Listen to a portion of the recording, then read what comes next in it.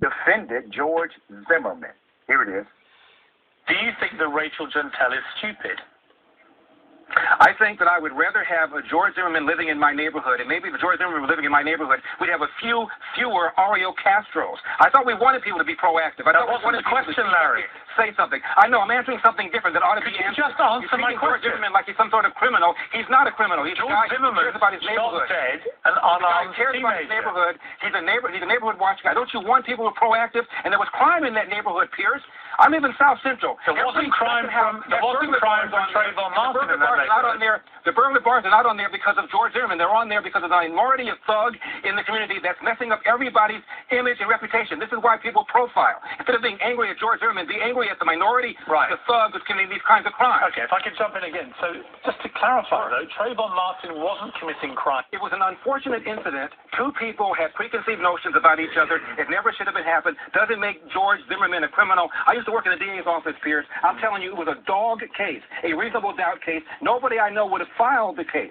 Yeah, well, we disagree, obviously, about that. I think it's completely wrong. Obviously. That George Zimmerman should get no punishment at all for killing an unarmed teenager. He's got serious punishment. He can't go anywhere. Are you kidding? He's a marked man. Well, he's going to be sued civilly. He will never have a moment of peace. He killed somebody. Morally, he's got to deal with that, Pierce. He recognizes that. He's not in.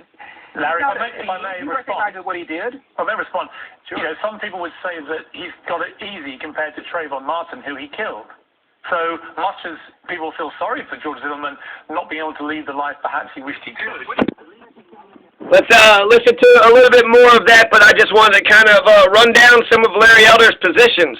So I'll actually say three good things about Larry Elder.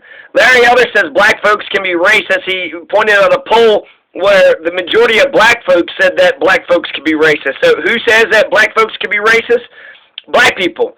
And that was the white women at the Malcolm X debate club took that over as if what? White women don't have all the goddamn power anyways? I was ready to learn with them, to develop, but they didn't give a shit.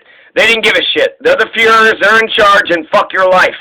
And so they they abused critical race theory. So I was a victim of a bastion or a bastard child of critical race theory.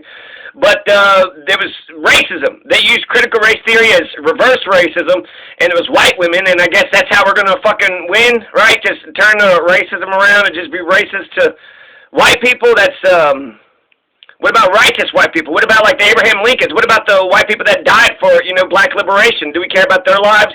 Do we give a shit about the bloodshed that they... Goodness gracious, liberals.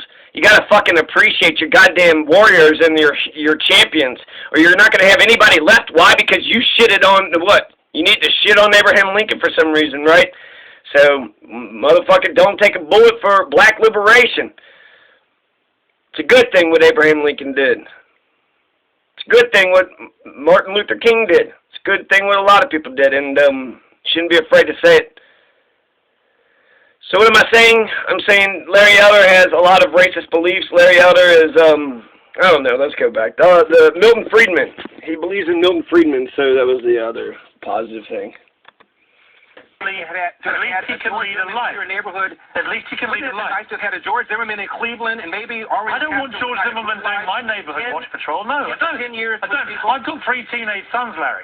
I don't feel comfortable having somebody like George Zimmerman marching around as some wannabe vigilante, armed with a gun, potentially killing my kids as they come home from a store with a bag of Skittles and a can of soda. No. So you have, that exchange. Larry Elder has a lot of racist positions, but he's for Milton Friedman, so he has a basis for his greedy capitalism. Some of these shitheads are just greedy fucking assholes, don't know shit, just shit for brain assholes.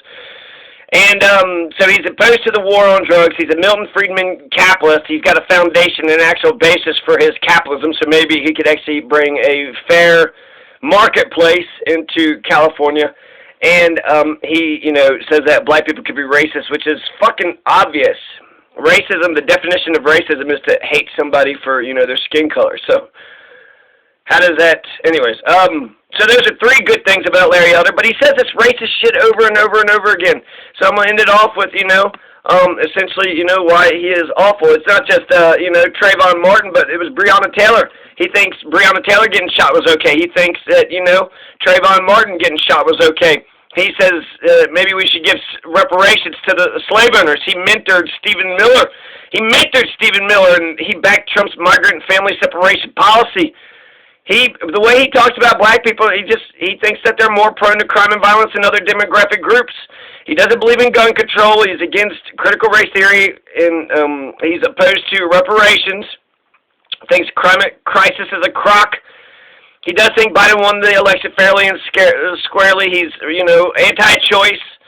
anti-choice, pro-school choice, but anti-choice when it comes to, and anti-health care.